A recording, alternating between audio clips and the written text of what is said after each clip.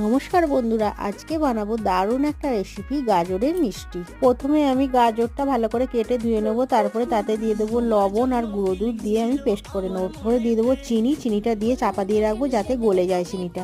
এইদিকে আমি গাজরের পেস্টটায় চালগুঁড়ি দিয়ে দেবো, দিয়ে ঘি দিয়ে দেবো, দিয়ে ভালো করে মাখিয়ে নিয়ে আমি একটু ফুটিয়ে নেবো।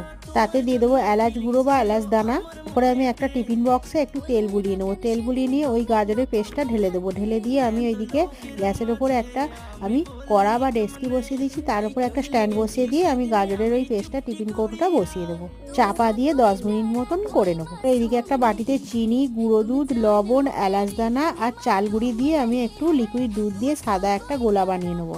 আর একটু ঘি দিয়ে দেবো। মিনিট পর আমি ঢাকনাটা খুলে ওই সাদা গোলাটা দিয়ে দেবো, দিয়ে আমি 40 মিনিট মতন করে নেবো। করে নিয়ে দেখবো বন্ধুরা কত সুন্দর হয়ে গেছে গাজরের মিষ্টিটা।